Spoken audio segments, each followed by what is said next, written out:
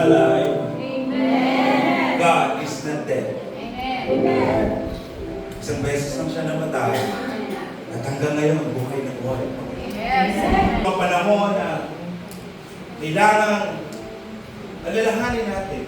Kailangan ibigay natin muli ang ating buhay sa Panginoon. Huwag nating sayangin yung libreng regalo na ibinigay niya sa atin. Hindi simpleng regalo. Dumarang ang dugo. Nagkasugat ang kanyang buong katawan. Nahirapan siya. Nauhaw. Para sa iyo. Para hindi na ikaw yung masasaktan. Para hindi na ikaw yung ipapako sa krus. Dahil mahal na mahal niya tayo. Amen. Walang salita na pwedeng i-describe ang kabutihan ng Panginoon. Unfathomable ang kanyang kadakilaan. Mga kapatid, ang sarap mag-dedicate ng buhay sa Panginoon araw-araw. Dahil alam natin na ang buhay natin, kapag ibinigay natin sa Panginoon, ito iingatan niya hanggang sa huli. Hanggang sa huli ng ating buhay, makakasama tayo ng Panginoon. Nakaka-proud. Nakakatuwa. Dahil alam ko na may Diyos ako. Na hindi ako papabayaan. Kahit mahal ang diesel. Kahit ito na ang gasolina. At kami ng asawa ko ay kinakabahan na baka tumili kami sa may siling habang paaho. Ngunit ang Diyos, hindi nagpapabayaan yan. Kaya ka nandito. Kaya ka nakaupo dyan.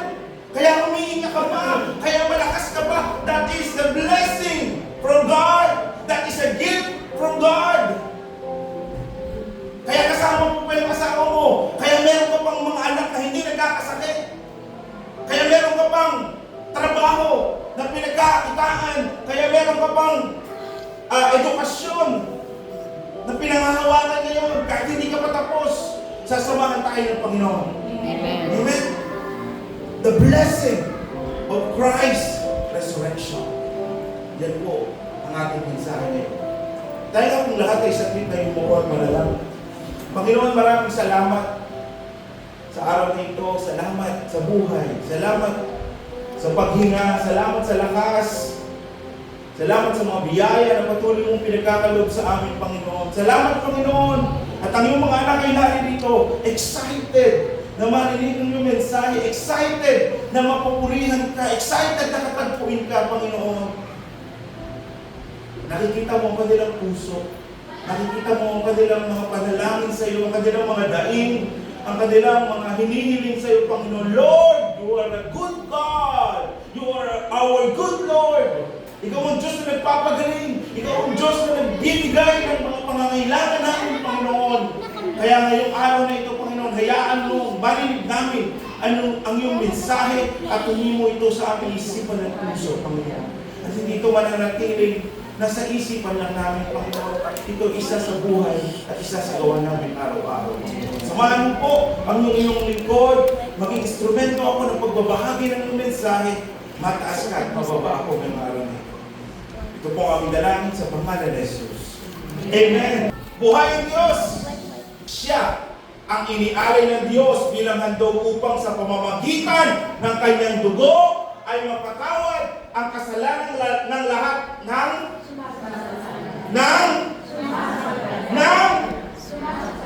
sa Kanya. Sino yun? Amen. Tayo po yun. Ano? Ginawa ito ng Diyos upang patunayan siya'y matuwid. Sapagkat noong unang panahon ay nagtimpi siya at pinagtiisan ang mga kasalanang nagawa ng mga tao. Kaya naumay ang Diyos kasi lagi tayo nagkakasala. Ano kaya ako'y pumunta na? Tubusin na ang kasalanan ng mga tao ito, ng mga pasaway na ito. Noon. Ngunit, ano sabi? Ngayon ay ipinakita ng Diyos na siya'y matuwid at ano po, itinuturing niyang matuwid sino? Ang mga sumasampalataya sa Kanya. Matuwid na tayo, hindi? Matuwid na tayo. Amen. Hallelujah. Palapakan natin ang Panginoon. Magalak kayo dahil saan? Sa inyong pag-asa. Magtiyaga kayo sa inyong kapighatian at Manalangin. hallelujah! Sino ang pag-asa natin, mga mga kapatid? Ang Panginoon. Magala kayo dahil sa inyong pag-asa. Pag-asa ba nagawa mo lang? Hindi, pag-asa nagaling sa Panginoon. Kasi kung sa pag-asa lang natin, sa kakayahan lang natin tayo aasa, mabibigo tayo. Amen? Maliligaw tayo, mamihina tayo, pero pag sa Diyos tayo umasa, lahat ng imposible, magiging posible. Amen. Lahat ng hindi natin kakayanin natin sa tulong at habag ng Panginoon. Lahat ng hindi natin kaya tapusin, bibigyan tayo ng lakas ng Panginoon para tapusin ang mga dapat tapusin. Amen? Hallelujah. Magtiyaga kayo sa inyong kapighatian, mga kapatid.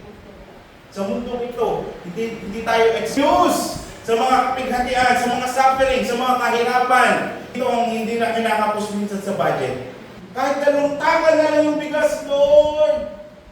Tiniwala ako madadagdagan itong bigas. Kumakatok yung inyong biyanan, may dalang isang tabang bigas. Praise the Lord. Hallelujah. Dala po ang aking asawa. Kami po ay talagang kinakapos din paminsan-minsan. Lahat naman tayo nakakaranas din. Pero nakakamangha. Dahil tinawag ako ng aking asawa, nananahimik ako. Tinawag niya ako at itinuro ang washing machine. Dahil sa paligid ng washing machine, may pinatutuyo siyang 300, 250. Praise the Lord! Medyo kagas na kami! Hallelujah! Joyful! Magtiyaga sa ating kapighatian.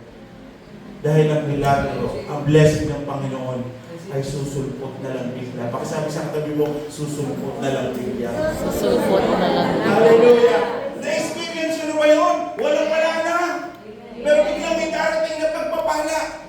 O kaya ito, parang wala ito, parang hindi ko na ito magagawa ng paraan. Pero biglang may darating na tutulong sa'yo. Yun ang nakakatuwa.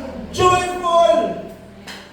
May mga panahon na ang laban na lang ng aming wallet ay pamasahe. Ngunit nagtitiwala ako sa Panginoon. Bukas, may darating na biyaya. At hindi dumating kinabukasan. Sa ibang araw dumating. May panahon ng Panginoon. Huwag kayong namumuna sa Panginoon. Pakisabi sa katabi mo, huwag mong pangunahan ng Diyos. Minsan bakit? Hintay ako ng hintay. Punta ako ng punta doon sa ATM. Nag-check ako na nag-check. Walang dumarating. Dahil pag hindi ako nag-check, tsaka dumarating. God has a perfect time for His blessing. Ang gusto lang niya, kahit marami tayong problema, kahit marami tayong pagsubok, magtyaga na tayo. Amen. Hallelujah, hallelujah. Napuno ng galak ang mga babae nang nakita si Jesus. Amen. Dahil nalaman nila, na-realize nila, buhay ang Panginoon, totoo ang kanyang sinabi. Ang pag-asa ko ay nasa Panginoon. Ginawa niya, naging totoo kung ano yung sinabi niya. Amen. Alam nyo, yung mga salita ng Panginoon, lahat ng naririto, ito ay totoo. Walang labis, walang kulang. Amen. Kaya pag kayo nanghihina, be joyful in hope. This is our hope. Amen. Magbasa ka sa Psalms. Ang daming mga pangako, ang ganda. Ang daming mga promises ng Panginoon doon. At sa iba't ibang mga nata sa kasulatan na ito, talagang ang pag-asa mo ay hindi matutunaw. Hallelujah, panampahan natin. Kapag tayo ay may kagalakan at may pag-asa, susunod na dyan ang kapayapaan, puso at ang isip. Amen? Kasi wala tayong pag-aalinlangan, wala tayong pangamba, wala tayong pagdududa because we trust in our God. At ang Panginoon natin, lagi kong inuulit, pag sinabi niya, gagawin. Amen. Hallelujah! Hallelujah!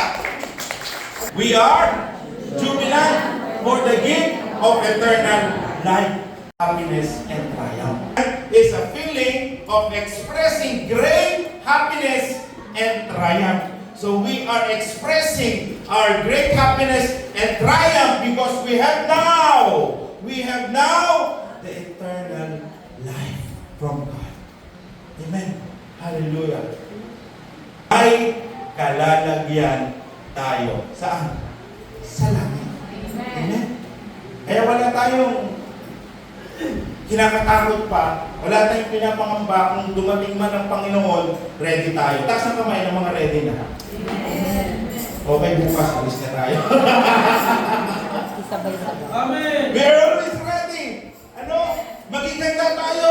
May gera man sa Middle East o wala, ready po ako. Ano? May bigas, walang bigas, ready po ako. Ano? Marami mong kaguluhan, mahal ba ng diesel, mahal ba ng gas, pero pag dumating ang Panginoon, sigurado ako, ready ako. Amen? Maging handa tayo palagi, araw-araw. Mamuhay tayo sa katwiran. Maglingkod tayo sa Panginoon, araw-araw. Mahalin natin ang ating kapwa, araw-araw. That is the readiness na kailangan ng mga Christian ngayong panahon dito. Amen? Maging ready tayo palagi. Mga kapatid, ang journey natin sa mundong ito maikli lang. Pero pag tayo nasa langit na, habang buhay. Makisabi sa katabi mo, unlimited. Mabala nyo, habang buhay ha? Unlimited! Pag sinabi unlimited, walang limit. Ano? So ang buhay natin, kasama ang Panginoon, walang limit. Walang ending. Amen? Forever and ever. Kung sa lupa, kung sa ating mga minamahal sa buhay, ano, may ending lahat, matatapos lahat. Pero yung ating pagsasama, pagsasama natin, pagsasama natin ang Panginoon ay panghabang buhay. Amen? Hallelujah! So maging masaya tayo, maging excited tayo, hindi mamatay. Ano? Maging excited tayo na balang araw, mawawala yung katawang lupa ko, pero yung aking espiritu ay babalik sa Panginoon at makakasama ko siya habang buhay. Ang pinakamahalagang regalo ay hindi yung trabaho mo. Sa isang igla, pwedeng kunin ka ng Panginoon, pwedeng mawala yan sa iyo. Ang pinakamagandang regalo ay hindi yung pinagkakakitaan mo, hindi yung negosyo mo. Ang pinakamahalagang regalo ay ang buhay na walang hanggan na natanggap natin. Wala na tayong sumampalataya sa nag-iisang Diyos.